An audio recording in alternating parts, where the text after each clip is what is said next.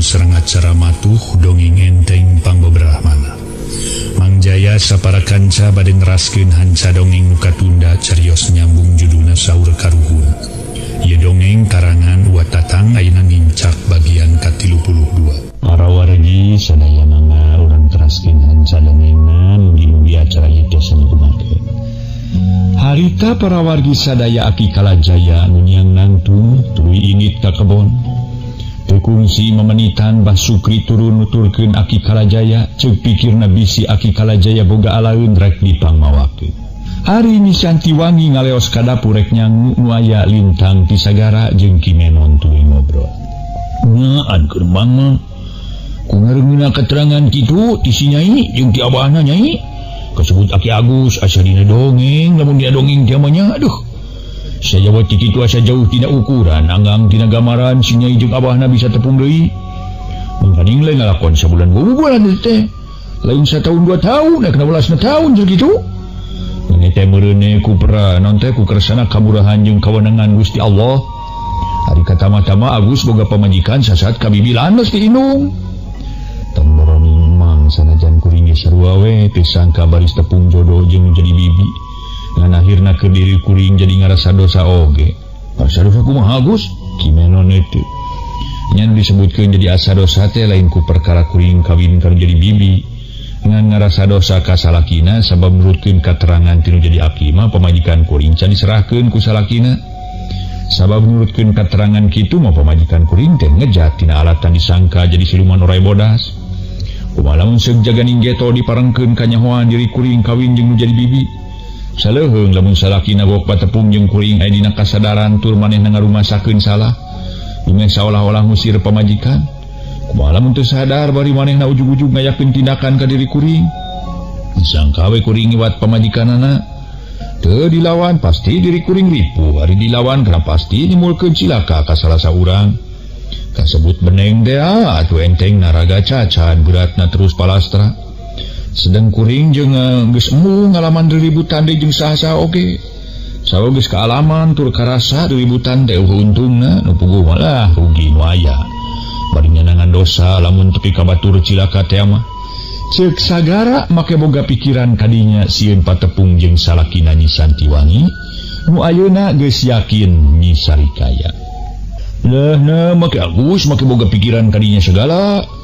Nyebutkeun dosa lamun kitu si Nyai keur ngahiji keneh jeung salakina heuh ku Agus Nyai teh digoda nepi ka ngarangkepna jeung Agus. Tadi dinya kakara Agus bakal dosa beh dituna dibenon ku pangeran boga lampah kitu teh atau boga kalakuan kitu ngarebut pamajikan batur. Kapan nyewa tepungna ge di dieu bari nurutkeun ceuk pangakuan si Nyai mah geus diserahkeun ku salakina. Ari katama-tama si Nyai cicing di dieu jeung si Aki geus aya kana 12 taun atuh. Atuh si Nyai disalahkeun teuing ulah ku si Agus sabab ku si Nyai pangangejat pisarakan ge bangan disangka jadi orai siluman. Kalawan saterusna diusir sajabat ti kitu salakina si Nyai boga dipamajikan cenah kitu. Ari ceuk mang mah yeuh anu salahna mah itu nu ngaranna itu. Anu ngaranna teh ninina si Nyai. Pokona mah boga tareka kitu teh. Teu mere beja heula ti anggana, lamun beja heula mah kieu atuh kajadianana. Atuh si Nyai centang tunggal jati sarakan bari meunang kanyerian ti salakina tina perkara boga di pamajikan. Nyaeta tuh dasar kudu manyangkeun lalakon teh mah lamun lalakon teh mah duh. Mata keur Agus tong make hariwang-hariwang Gus. Tong make boga rasa dosa segala. Sabab Agus boga pamajikan teh lain meunang ngarebut. Sajabat ti kitu geus aya tapal adamna we Agus kudu ngajodoh ka si Nyai kasebut ieu ka bibi. Cenah eta jaganing geto diparengkeun salaki si Nyai. Nya kasebut salakina bari aya nu jalan-jalan kitu. Sabab si Nyai acan diragragan talak, manehna ngayakeun tindakan atawa entengna aya paribasa nu teu caritaan teu meurna. Kumaha mangge sanggup ning hareupanana nah. Lain sing hareupan rek diajak riributan, sing hareupan ku caritaan. Pokona mah jelaskeun we sakumaha keterangan ti Aki Agus jeung ti si Nyai kitu. Kira aku maneh teu ngarti tur teu sadar onaman mah. Nu hartina teu rumasa waktu ti heula nyangka si Nyai jadi siluman orai bodas. Ari katama-tama sacana tepung jeung si Nyai teh geus leuwih ti heula manehna boga dipamajikan kanu sajian kitu. Ceuk Kimenon setengah ngagedean hate kasagara bari saeutik gedena ngawawadianan atuh kitu sotenan dipalar sagara ulah jadi pikiran. Nya nyemang lamun manehna ngarti tur sadar mah ngan lamun teu sadar atawa teu ngarti batan kuring jadi riributan maka jendrek ngelehan maneh we pamajikan kuring sinang hiji deui jeung salakina nu ti heula. Lain kuring sieun ku salakina ngan kuring mah ngarasa era jeung soream we riributan teh. Komo kitu lalaki si nyai kasebut paman kuring salakina teh. Era temenan keur kuring lamun nepi ka jadi riributan. Cek batur teh kawasa lain geus karolot we ngado riributan bari alo jeung paman prabuanya merebutkeun awewe kitu. Tema sagara make kendalisan kitu sagala rek nyerenkeun deui Nyi Sarikaya ka salakina nu ti heula kalawan sagara pokna teh. Atuh sajawana ti kitu kana pasti we diri kuring dianggap ngalampakeun hiji kalakuan nu nyimpang tina dasar agama. Sebab si nyai can sah diragragan talak ku salakina sanajan sarsilahna kitu oge. Jadi mun kitu mah Agus teh boga anggapan mila paserongnya. Nya kitu mang sarua jeung kuring ngalampakeun serong. Tuh Agus ye. Nu disebut ngalampakeun serong teh boh lalaki boh awewe kumaha dasarna ye. Lamun kitu si nyai keur ngahiji rumah tangga jeung salakina heuh ku Agus digoda kalawan ngalampakeun kalakuan nu ngalanggar hukum agama tur nagara. Da eta kakar disebutkeun ngalampakeun serong. Nya kasarna mah jinah we ceki menon geus kitu mah jep sagara jempe teu nemal deui malah jerut turun tuluy ngaleos katampian sabab harita teu karasa waktu geus manjing ka wanci lohor atuh menon oge teh sakumaha lila indit katampian kalawan rek terus ngalaksanakeun ibadah salat lohor. Geus aya jujutan kitu mah kalawan pada-pada aya dina kasadaran Nyi Sarikaya make daek someah ka Basukri bapana.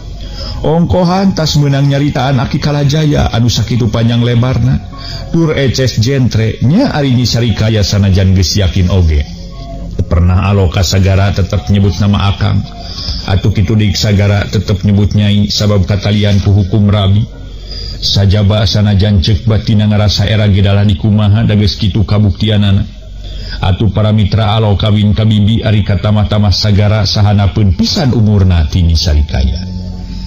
Nyaan kayanakeun mah antara sagara jeung Nyi Sarikaya silih pikaheman silih hargaan. Kadeudeung henteu leuseuh kanyaah henteu laas.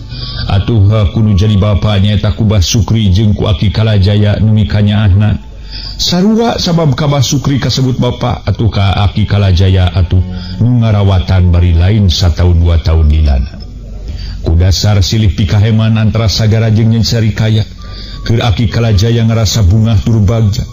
Nyari ke Basukri mah kawasna moal teu ngarasa bingung campur hayang seuri ku kajadian Nyi Sarikaya kawin ka sagara.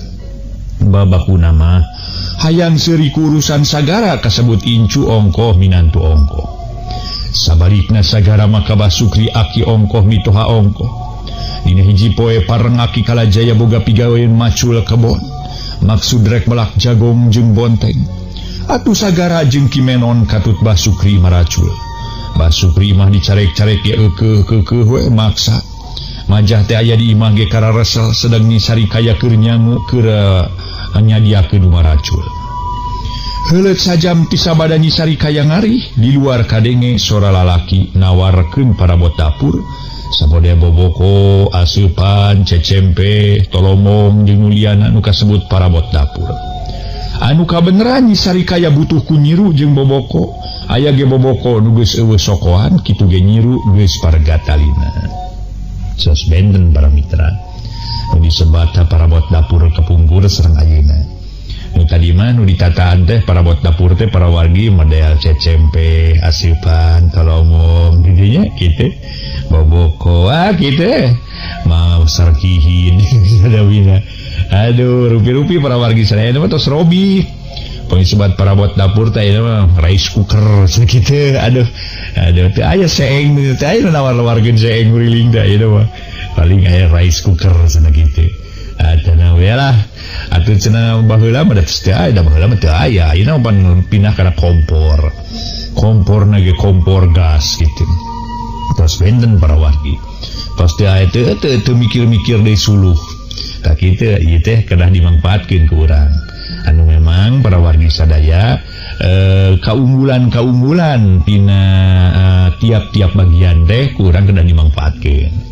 naon kaunggulanana upami teras-terasan orang masaku suluhna siap suluhna tanapi henteu upami teu siap nah urang bisa ngaranyah kebun batur cenah nuaran tatangkalana sejen kitu para wargi sadaya namun upami parantos siap mah suluhna teh sabias-bias na kitu ranguna cenah teh ada yang disuluhan mun ceuk kitu aduh eta cenah dina seeng terus ngawa suluh beden cenah seungitna teh para wargi kitu janten eta memanganyangakeun bahan lenyepan namun upami teu kaudag mah ku urang meuli kompor gas ulah maksa-maksakeun maneh urang mah nahap-nahapkeun maneh we ka mana nepina kitu ulah nepi ka maksakeun maneh ka tempat anu teu ka tepi mangga para mitra urang teraskeun deui para wargi kaum dang atuh harita para wargi sadaya lalaki teh nawar-nawarkeun parabot dapur mana meriungikeun aseupan boboko ibu ceuk lalaki nu dagang parabot dapur bari ngecagkeun tanggunganana kalayan gogji ngogo hadapeun panyaweran taksiran sakalian milureuh mang parabot dapur ke atosan mang geronyi sarikaya di dapur mangga ibu aduh warweg boboko lagi ibu alah mangkani hinisna nu dianggodang ge bade ku artos mangga bade ku segon mangga lah nyangakeun we ku masaena ayo aduh ieu mah ieu cumun tah ieu parabot dapur ieu doh sugan mah wae dua aseupan ieu mah warweg bu mangga tata aboboko anu tina didamal tina ieu mah atuh lah hinis mah aduh hebat atuh benten sareng anu aya hate-hatena dah ieu mah mangga bu mangga milih tema nu dagang parabot para wargi bari nawarkeun daganginana koloyong nyisari kaya ka jero kalawan ngalak tulak panto jero turun bari nanyakeun tiasa ku segon mang mangga bade ku segon bade ku artos ge lah bade ku jagong ge mangga pokona mah kunaon we mawi ku jagong mah bade anu bagaimana we bade melak malipun lanceuk macul nangge nembe prak ku segon we nya mangga bade ku segon mangga tema anu dagang parabot dapur bari tungkul ngalaan tali boboko para mitra anu mulia harita nyisari kaya tuluy nanyakeun sabarari boboko ieu upami ku segon mang nyisari kaya ningalian boboko nu ngaita upami teh mah bios 4 rantang we segonya ilah nya 4 rantang limang 2 rantang we nya tajan kasangakeun 2 rantang menyi bios lah 3 rantang we tadi bawakeun pona teu kirang 4 rantang tadi mah yubuhan lah non teh pokona malah nya pamang begitu si mang meuni teu kenging dionget-onget tah ieu lagi kemanginya ieu nu aya hinisan bade ngamban geula segona cek nyisari kaya ungah ka imah rek nyokot segon da nya kitu kaya di kampung malamun meuli parabot dapur atawa samak dina mayarna teh aya ku duit aya ku segon teu lila nyisari kaya kaluar deui bari ngelek baskom dieusi segon 3 rantang sedang boboko nu dipikahayang ku nyisari kaya geus nyampak dina golodog sedengkeun anu dagang keur nalikeun boboko nu sejen pok nyisari kaya nyarita bari ngasongkeun boboko nu dieusi ku segon kiatu nyangakeun segona mang pokna ngorejat anu dagangna teh parabot teh ngorejat nantun barang retri beungeut nyisari kaya ngadadak semu beureum di barungku jajantung ratu atuh kitu nu dagang parabot dapur malah neuteub kana beungeut nyisari kaya kalawan pokna rada teu pati tatang dina nanyana teh siga nu samar-samar itu lah ini sari kaya teh kitu cek tukang parabot dapur siga nu wabu nepi akang sanes Kang Hamidan nyisari kaya malik nanya astagfirullahalazim nyai junjunan akang ieu akang salaki nyai geuli sakitu taun akang dibelaan ngalaman sangsara balangsa maluruh nyai ayeuna teu sangka baris tepung di dieu jeung saha nyai di dieu jeung nah jeung apa nah jeung anu hat ngarawatan nyai hampura akang geuli sampura tina segala rupa kasalahan jeung kahilapan akang kieu karasana da jelema kurang taliti tutur hati-hati teh rumasa baheula akang geus nyangka nu lain-lain ka diri nyai disangka nyai jadi siluman orai bodas nasib akang jadi kieu nyai ngadon apruk-aprukan we kaunga pileburan bari nanggung parabot dapur di mana di abah nyai hayang panggih akang teh kalawan ku akang rek dibawa balik ka sarakan jeung nyai sebab dari ge nyai teh pamajikan akang cek eta nu dagang parabot si horeng si mana horeng bari jauh tina urusna tina ukuran anggang tina gamaran malah cek cohag nama teu ngimpi-ngimpi acan malah asa dina pangimpian ku ayana Cep Hamidan jeung Nyi Sarikaya bisa tepungkeun. Menang sawatara jongjongan mah Nyi Sarikaya siga nu kasima teu lemek teu nyare. Bari ngengele kene baskom di eusi ku Segon rek ditukeurkeun kana boboko. Atuh Cep Hamidan pokna teh deui, nah nyai teh bener di dieu jeung Abah. Lamun bener jeung Abah ka mana Abahna yu urang balik di kasarakan. Akang dibelaan kikieun teh bari maluruh nyai ieu teh ceuk nu ditanya. Geus ditanya kitu maka ka Nyi Sarikaya nyarita cuma 5. Kang Hamidan, sami-sami abdi geneda dihapunten samudaya ningkal lelepatan. Lahir tumekaning batin kalian abdi nampi kana pangangkeun akang, ceuk Nyi Sarikaya kakarasa kitu. Sedang hate Cep Hamidan meni ujug-ujug bunga we nu eueuh papadana. Sabab Nyi Sarikaya nyebutkeun nampi kana pangangkeun akang. Jadi anu hartina mah ku Cep Hamidan ka hartina mah Nyi Sarikaya ridho narima turido dibawa balik kalawan ngawangun rumah tangga samode sakitu taun nu katukang. Syukur teuing Nyai junjunan akang. Pokona mah anjeun netelakeun hiji awewe nu sajati tur pengkuh kalawan aya keneh karidoan dibawa di ku akang. Di saseret menit ieu jam ieu poe ieu akang geus moal rek ngaraheutan bati Nyai. Akang ngarasa bunga bari bagja tur sugema. Oge keur Nyai ti saseret poe ieu ulah galideur. Ulah boga rasa ngolemar di pikanya aku akang. Ya Nyai, pokona mah pupujaning ati akang baheula. Urang balik deui nya ti baheula ge. Pokona mah pujaan ati akang. Yu urang balik deui kasarakan. Urang ngawangun rumah tangga samode nu ka tukang-tukang. Cenah eta akang baheula aya kasalahan sakitu ku akang moal dipungkir deui. Moal ditolak deui nu hartina akang rumasa salah geus getah sarupa teu. Teu dibeuweung diutahkeun heula ceuk paribasana si Horeng anu nyieun kacilakaan ka urang teh duaan. Lain ulian atawa lain deungeun-deungeun yakin nini Nyai keneh. Cep Hamidan keukeuh ngajak balik ka Nyi Sarikaya bari Nyi Sarikaya pokna. Kang Hamidan, tadi ge abdi parados nyangemkeun nampi. Kitu sotenan sanes nampi kana kapalai akang nanging hapunten we abdi moal tiasa kairingkeun. Moal tiasa kacanak masing sanggem paripaos akang totojeran oge mari abdi sanes Nyi Sarikaya nu baheula Kang. Nanging Nyi Sarikaya nu ayeuna Sarikaya mamalihan utus janten ibu salelembur ear sadesa. Sanggem cohag nama tos janten sabiwir hiji abdi teh siluman orai bodas.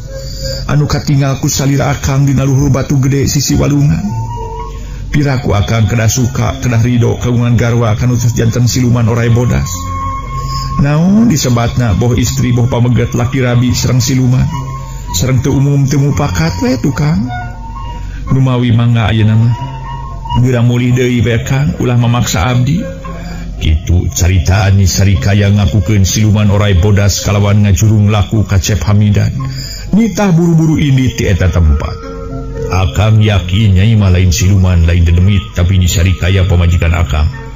Dan Nyi Sarikaya mamalihan atawa nu disebut siluman orai mah bari toge geus leungit. Udasar kitu Nyai ulah rek ngabobodo diri sorangan. Akang mah bener-bener neneangan Nyai dibelaan cul naon ayeuna diparengkeun bisa patepung di dieu. Ku jalan akang dagang kana ieu parabot dapur kalawan nu teu disangka-sangka. Panyana akang mah nu butuh ku boboko jeung nyirut teh lain Nyai pamajikan akang. Ceuk Hamidan tetep ngaku keneh pamajikan Nyi Sarikaya. Apunten para mitra ngaso heula. Ngaso heula para mitra ngaso.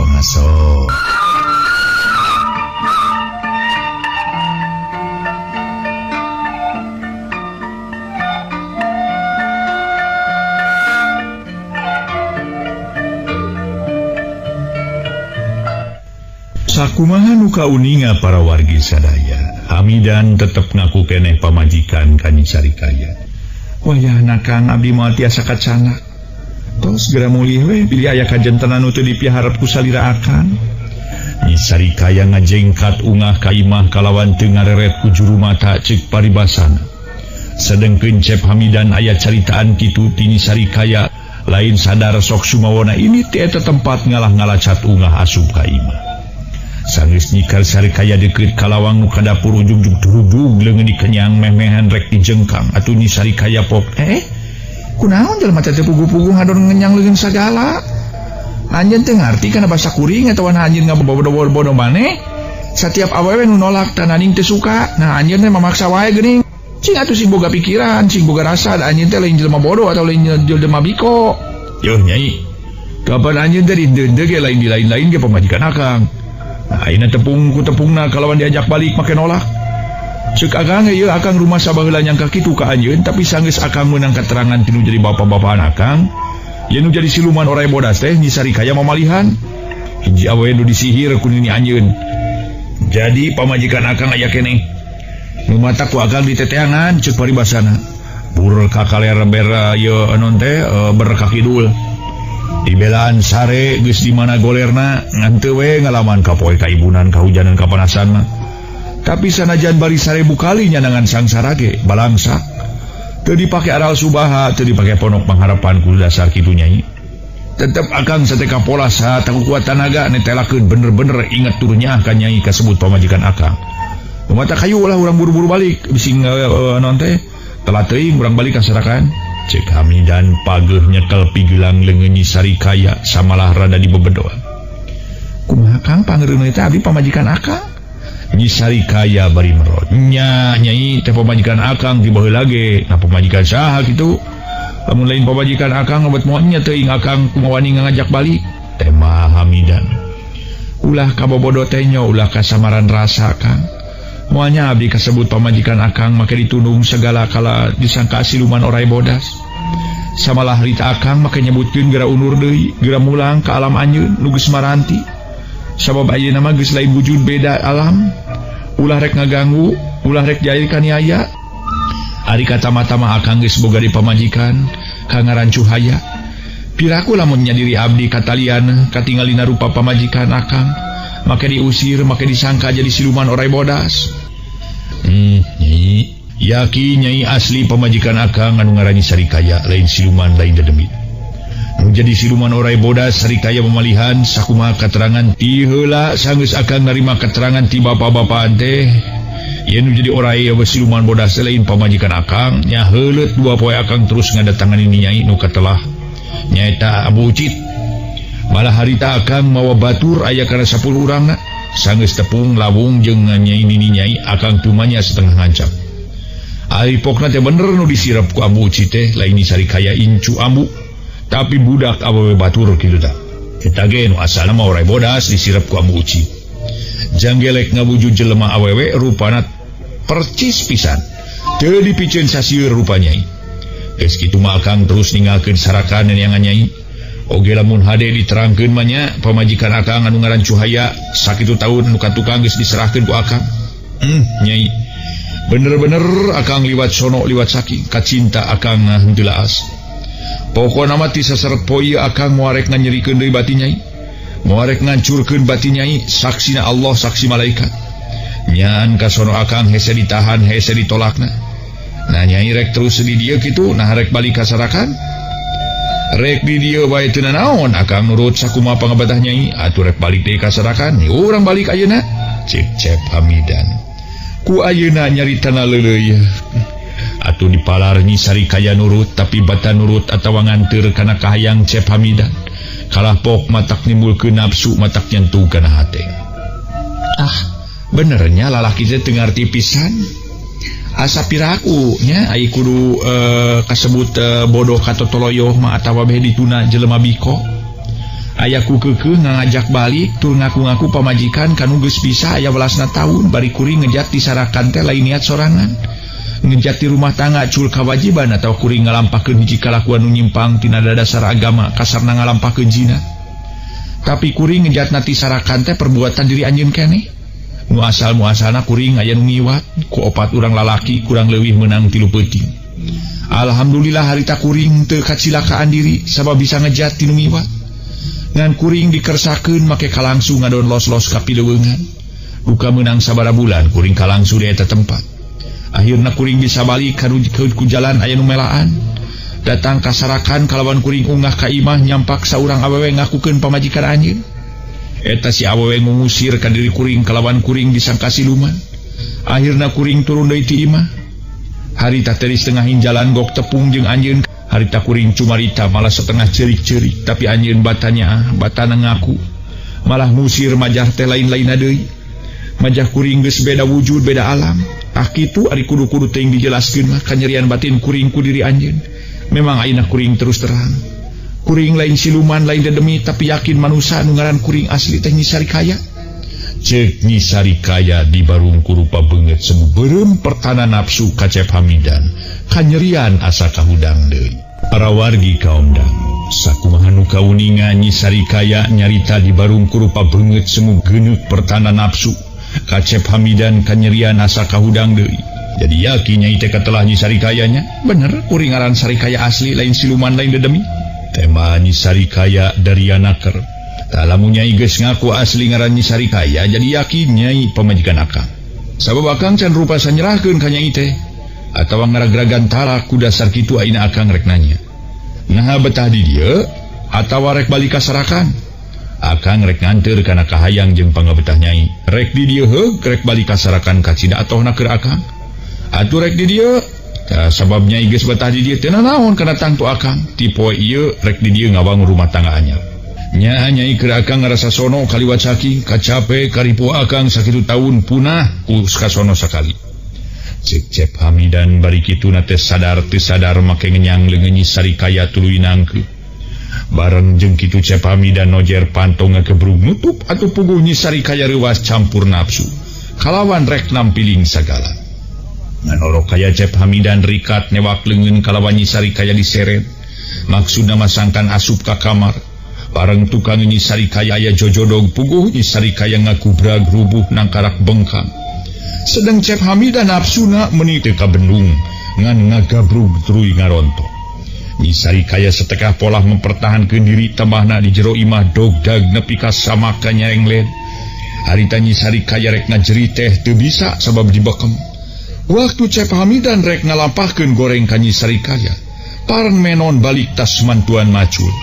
Balik ti heula sotenan rek nyokot samping sarung.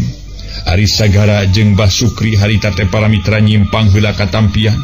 Barang menon tepi kaburuan breh aya tanggungan parabot dapur ngajugrug hanapeun panyaweran. Teu matak aneh lamun seug menon ngarasa kaget. Sabab salira nyiruruk di aki Kalajaya asa kakara manggih dagang parabot dapur ngan samana dagangna atuh gerendeng menon ngagerendeng jero dadan. Ayeuna asa kakara teu ingai maka dieu bat dagang parabot dapur. Tapi kamana nu dagangna bet eueuh cenah nya. Moal keur katampian mah kitu kalawan tanggunganna ditunda di dieu. Ari eta saha cenah sora di jero palang siang keur dagang parabot dapur gering. Kalawan dititaunga kos ku si Nyai. Kitu dina gerentos sate kimenon kadengieun di jero imah sada sora Atuh teu loba nu dipikir deui ngan kalacat teh ungah ceuk pamikirna bisinya dagang parabot dapur. Gering disambat ku Nyi Sarikaya. Barang kimenon nyurungkeun pantok kebeg hatena ngakebeg lain dikira. Uniang nafsu nang uniang sabab atra tetela Nyi Sarikaya keur diguguyak rek digunasita dirina kalawan harita teh para mitra. Atuh sungut dege dibekem ku dasar kitu kimenon geus teu mikirkeun kana pi akibateunana. Cenah luncat ka jero kalawan nyentak. Urang ajar si setan. Urang mana si ini ha? Pokna bari narik samleh ka meja Cep Hamidan. Barang ngalieu teu tatapasi di puguh culi Cep Hamidan dikitik cebet. Bangkieung Cep Hamidan ngabangkieung. Keur kitu disusul tepus ku gempuran peureup katuhu nojoer kana dada. Cabraon dayak dag Cep Hamidan dadayak dagan katepas. Kimenon ngakurowok bari luncat. Dampal suku nojer ka hareup. Cedak dampal suku kimenon otog kana dada. Atuh daek teu daek Cep Hamidan ngagubrag kaluar. Sakitu mah Cep Hamidan kawilang kuat teu lila korejat malah ngalaan rancatan. Sedeng kimenon muruna teh kahara harita teh para mitra muruna teh kakara tepi kagolodog. Cep Hamidan ngababukeun rancatan nu maksudna rek ngabanting suku ngan untung menon rikat ongkos etik gedena ge para wargi. Harita teh geus nyangking pangarti tina bab ulin bela diri, ulin buhun atarapi ulin silat. Sakilat manehna ngajaul terus luncat kaburuan kilek Cep Hamidan malik dibarengan ku nafsu ngagedur amarah ngabula. Kadiasena di banjur minyak bensin bari hatena timbul boga timuru. Pantesna teh menjadi lawan anu ngiwat Nyi Sarikaya. Ku dasar aya timuru kadinya Cep Hamidan ngabuntang bantingkeun racatan ka sisi kagigir. Tapi Kimenon tamah lincah tamah jaringas rek dibanting tak-tak kenca ngadoyongkeun awak ka beulah katuhu. Rek dibanting tak-tak katuhu ngadoyongkeun awak ka beulah kenca. Rek dibanting bincura ngajauh rek dibanting sirah ngareundeuk. Cep Hamidan terus ngangseg bari ngabuntang bantingkeun rancatan atuh. Ku waktu ieu mah Kimenon mundur malah ampir-ampiran kabeunangan.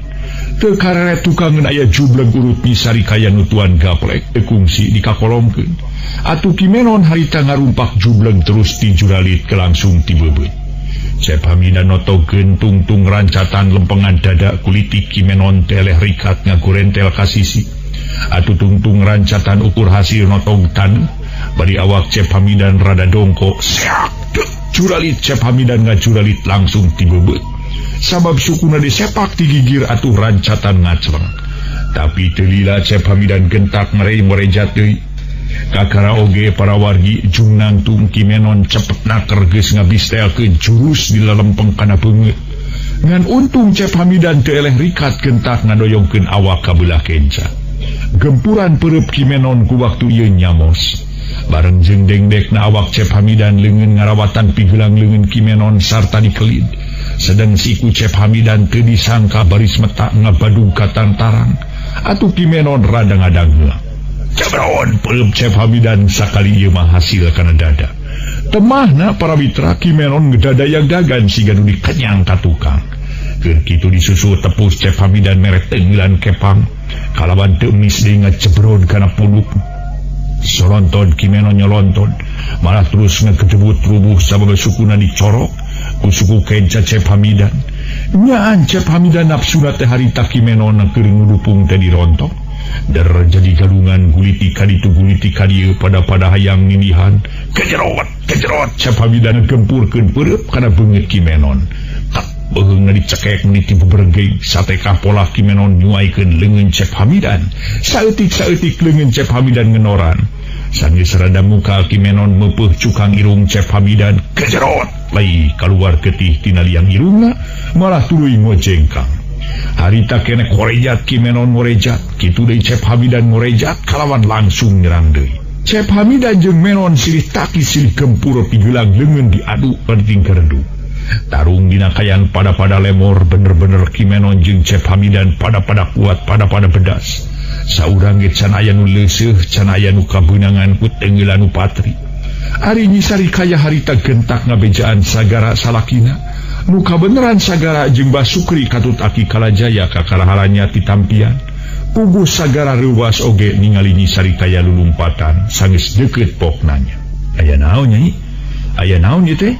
Aduh Kang itu engah Mang Menon gelut Kang. Nyisari kaya nyerita semu geumpeur bari haruha hareho. Atuh Aki Kalajaya nanya, kumaha nyai pangdenge teh Kimenon gelut? Terus Aki Kimenon gelut? Gelut jeung saha? Nah jeung bawelak si Sujai jajagor ka dieu? Ceuk Aki Kalajaya timburu nama Sujai. Sanes Aki? Ari geus jeung saha atuh da lintang si Sujai nu apaleun ka dieu mah? Engale maruli beli anu cilaka salasa urang. Nyisari kaya teu ngajelaskeun yen Kimenon gelut jeung Cep Hamidan sasat jeung salakina. Atuh Aki Kalajaya jeung sagara katut Basukri teu sirikna lalumpatan kabejaan Kimenon gelut.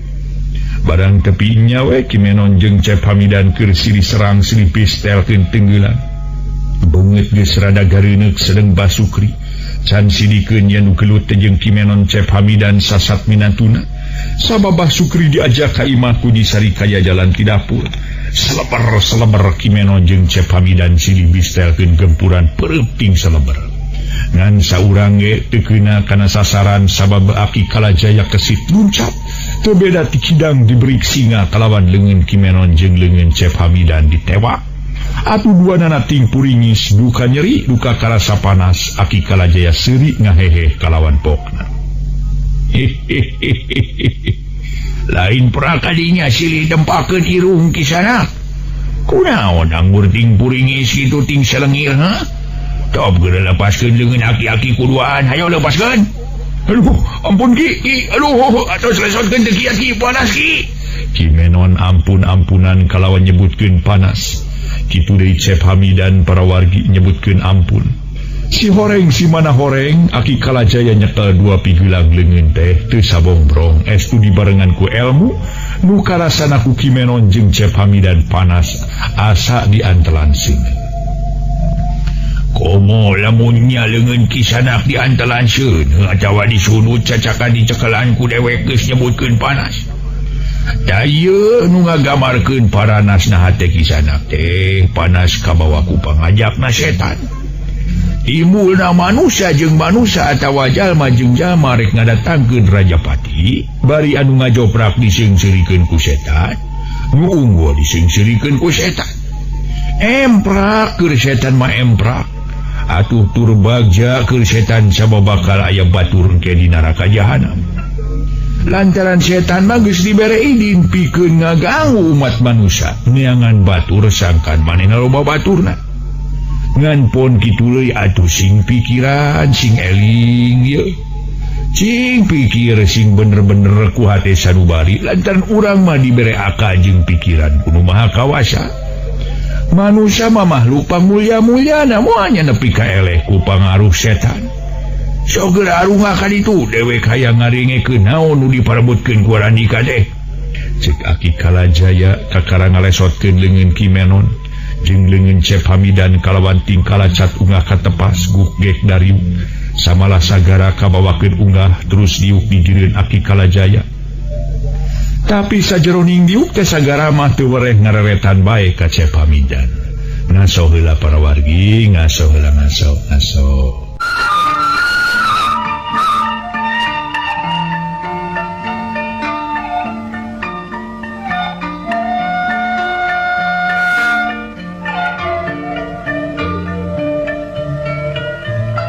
Para wargi anu mulya, sakumaha nu kauninga Aki Kalajaya kakara ngalesotkeun leungeun Kimenon jeung leungeun Cep Hamidan. Kalawan tingkala cat unggah katepas guk gek dariuk samalah sagara ge kabawakeun unggah tur diukna gigireun Aki Kalajaya. Tapi sajeroning diuk teh sagara mah teu weleh-weleh ngareretan ka Cep Hamidan. Sedengi sarikaya jeung Basukri bapana ngadedempes di jero teu dae kaluar-luar acan. Sanggeus dariuk pok Aki Kalajaya tubanya. Hari itu aya tanggungan parabot dapur teh nu saha teh. Tanggungan parabot simkuring Aki tema Cep Hamidan bari melengu. Baru tanggungan parabot dapur kisanak atuh keur usahanya kisanak teh. Leresi tema Cep Hamidan pono. Kasebut usaha teh nya rejeki tapi kisanak niara lain nya rejeki lamun kitu mah. Nya picilakaeun buktina sumaba atawa ngider ka dieu ngadon riributan. Naon nu dipake alatan riributan teh atuh. Aki Kalajaya netep seukeut kana beungeut Cep Hamidan sedeng Kimenon miheulaan nemalan. Alatana mah ieu nu dagang parabot dapur teh ngadon rek ngalakukeun nyimpang tina kamanusiaan, rek ngarempak hukum agama sareng hukum dari agama Aki. Rek ngarempak hukum agama jeung hukum dari agama kumaha menon. Aki Kalajaya ngareret ka Kimenon. Semua nu disebatkeun bade ngarempak hukum agama sareng dari agama teh ieu jami bade ngaguna si Nyai. Tema Kimenon ari sagara ujug-ujug rei beungeutna beureum terus ngureleng kana beungeut Cep Hamidan. Iki sanak rek ngalampakeun goreng ka si Nyai teh kumaha? Kieu ngawitar maki tadi teh sabada simkuringa ti tampian teh dingal aya tanggungan parabot dapur di payun. Sakedapan mah tuh rada kaget toy bire salami simkuring di dieu teh acan ningalain dagang naon-naon. Nuju simkuring ngahulang nguping suara nu dilebet. Kalara kaleresan panton nutup atuh simkuring teh tapi kaget nguping suara nu teh. Sanggeus dina emutan palang siang aya tukang parabot dapur kacilakaan atawa udur kalayan disamat ku si Nyai. Engana carios simkuring unggah kalayan nyurungkeun panto anak bereh teh nyampak si Nyai nuju diguguyak we bade diguna sita ku ieu manusia. Kumargi simkuring ngaros panas tur izin kana kalakuanana. Di kantos tatarus heula trase simkuring kukuring dikitik we dugi kader patalak diburuan gitu. Kitu alatana maki mangawe gali ku Aki san wade raos atuh aya jalmi anyar pinangi kumawan turun ngalampahkeun kitu. Cek Kimenon ngajelaskeun sawajarna. Bener Andika rek ngalampahkeun kitu kisanak. Aki Kalajaya ngareret ka Cep Hamidan bohong Aki simkuring mah teu rumaos bade midamel awon. Mungsim kuring mengajak wangsul kasih Nyai, nanging anjeunna tetep nolak, teu kersa dibantu wangsul kasarakan. Kumargi kitu sim kuring dikenyang. Pandanganana anjeunna merod atuh bari mundur. Pangkeun aya jojodog terasa anjeunna geubis, atuh sim kuring kabadoa geubis kitu. Cep Hamidan ngabohong. Ke. Lamun teu salah dedengean, bieu ceuk Andika ngajak balik ka si Nyai. Eta aya pertalian naon Andika make ngajak balik ka Incu Aki sagala. Pilih Nyi Sarikaya teh bojo Aki. Tema Cep Hamidan ngaku pamajikan ka Nyi Sarikaya puguh sagara muncer. Gagabah si laing ngomong teh make jeung ngaku-ngaku pamajikan batur. Saha si laing teh jeung urang mana? Pokna bari ngorejat. Rek ngarawel Cep Hamidan ngan kaburu dipegat ku Aki kalaja. Ke lanan aku cicing ke heula can beres yeuh. Ke keun ku Aki bereskeun ku Aki. Atuh para wargi. Atuh tarita teh Aki kalajaya nyarita deui. Oh, jadi Nyi Sarikaya teh pamajikan Andika. Leres Nyi Sarikaya maupun bojo Aki sakitu belas tahun sim kuring maluruh anjeunna. Dugi ka sim kuring ngalaman katalangsara monok tos di mana we goledagna nanaroskeun ka unggah pilemburan pada nyebutkeun teu kenal teu terang. Kayeunakeun samian maluruh pun bojo teh bari icalan kana parabot dapur. Leresan sim kuring ngidar ka dieu manawi di dieu kasebat pilemburan ageung. Ari teh mung aya bumi hiji-hijina nanggang. Waktu sim kuring nawiskeun parabot di lebet aya sora istri nyauran. Atuh sim kuring ngantos we bari etang-etang reureuh kitu. Dekantos lami guru tak saurang istri teh naroskeun pangos boboko sareng niru kale naroskeun nah ku artos atapi ku segon sam kuring teh bade ngalaan tali boboko bade ku artos mangga bade ku segon mangga. Engana carios janten we ku sigon kalayan si istri kalebet deui. Teu kantos lami kaluar bari masikeun segon ana direret ku sim kuring horeng teh pun bojo. Atuh sim kuring teh ngaranjug bari bingah. Kalayan asa aya dina pangimpenan atuh. Teu disangki teu dinyana pun bojo aya di dieu. Sim kuring ngeuteup anjeunna ngeuteup. Mung bade dibantun wangsul kasarakan teu kersaeun kalayan anjeunna nolak teu kersa diangkeun pun bojo ku sim kuring. Cep Hamidan ngajelaskeun satarabasna mung ngaran tepung jeung Nyi Sarikaya ari sagara pok nyarita. Para mitra anu mulia, sakumaha nu kauningan Cep Hamidan ngajelaskeun mung ngaran tepung jeung Nyi Sarikaya ari sagara pok nyarita. Ya kibaraya anjeun teh katingalina mah geus kolot tapi kalakuan alabatan manusia nu bodoh katotoloyo. Dari disebut jelema teu hideng mah anjeun teh moal daek meureun. Naon bangna kuring nyebut bodoh katotoloyo? Sabab eta awewe nu diajak balik ku anjeun teh teu daek. Jadi mana kitu ge atuh yakin lain pamajikan anjeun. Lamun nya mah pamajikan anjeun asa piraku. Kudu jadi salaki rek dibawa balik make nolak bener-bener mah. Anjeun salakina atuh rek pikanya lahir batin kana jadi pamajikan. Cing kuring rek nanya sakali dia bener itu pamajikan anjeun. Sagara bangun nafsu cek kuring ya moanya kuring kumawari ngajak balik ke pamajikan batur da kuring lain jelema teu hidang atuh tema Cep Hamidan. Cing Mang Menon sinaka dia si Nyaina sakalian jeung si Aki. Kuring rek nanyakeun ka si Nyai nah bener itu salakina. Sagara nitah Ki Menon nyalukan Nyi Sarikaya kalawan teu hararese. Ki Menon kajerok kasampak Nyi Sarikaya jeung Basukri keur tinjareng tul di dapur. Nyai ka ditu cenah ceuk Agus sakalian jeung Abah ceuk Ki Menon. Teu hararese Nyi Sarikaya jeung Basukri kahareup nuturkeun Ki Menon. Sok diupninya Nyai akang rek aya tanyakeun kalawan menta jawaban nu sajelas-jelasna. Ceuk saragara ge aka Nyi Sarikaya jeung Basukri dariuk ngareneng jeung Ki Menon kalawan sagara pokna ditumanya. Ari Nyai hafal kana dagang perabot dapur? Sedang Nyi Sarikaya teu buru-buru nemalan luk tungkul atuh pok Aki Kalajaya nyarita deui.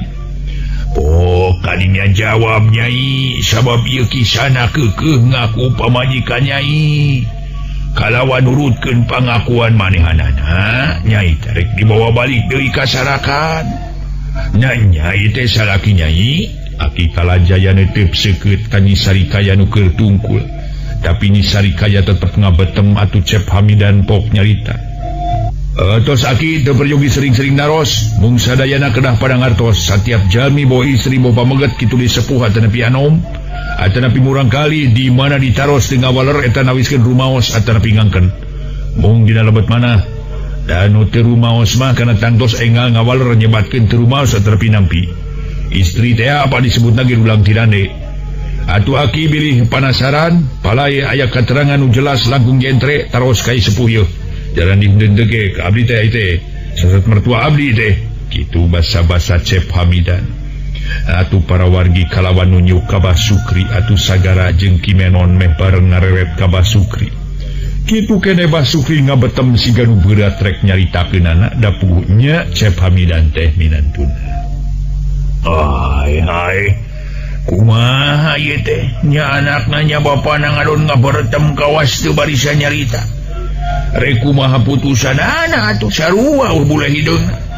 Komo lamun ditaranya ku jaksa atawa ku hakim moal teu ngadeg-deg ngadak-ngadak muriang panas tiris cing poka dia jawab abahna Nyai nah bener itu salakina si Nyai atawa minantuna da geuning bieu ceuk ieu kisanak make ngaku mitoha sagala ka abahna Nyai teh ceuk Aki Kalajaya nyen cedak tumanya ka Basukri geus kitu ka Basukri nyarita kapungkur malah res Aki sumuhun pun anak teh dipihukum ku Cep Hamidan mung tiasa pipisahan sakumaha nu tos didadarkeun dipayun tina alatan pun anak disangki janten siluman orai bodas teh kitu caritaan Basukri singket naker kekelana nu disebutkeun papisah teh papisah kumaha nyaha papisah sacara diserahkeun atawa papisah pa jauh sumuhun pasti apa tebih nu hartosna pun anak ngejat sakumaha nu parantos disangemkeun di payun ku sim kuring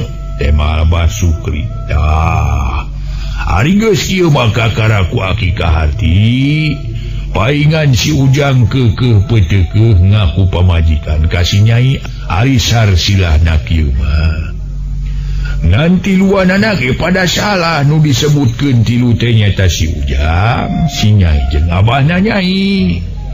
Ari nu jadi kasalahan keur si Ujang jeung abahna teu taliti, teu asak-asak tinimangan bari nu jadi pamajikan disangka siluman geus diusir. Kitu deui abahna ari keur si Nyai mah nya beudang disebutkeun salah teu salah. Kasalahanana mah kejot borosot gancang ini ari teu salahna diusir bari manggih kanyerian tina perkara si Ujang geus boga deui pamajikan coba lamun pada asak tinimangan geuning kolot urang esok nyebutkeun kade barudak kudu asak-asaknya ngejo bising tutung tambagana lamun ku urang dipesek eta cangkangna maka eta teh aya kecap-kecap anu nuturkeun kade urang kudu asaknya nempo bising kaduhung akhirna sedang kaduhung teh atarati heula biasana paneuri lamun geus meunang kacilakaan tah kitu nu matak oge ceuk Aki Kalajaya para mitra sadaya ngadadarkeun perkara atikan kanu araya di dinya nasok heula nasok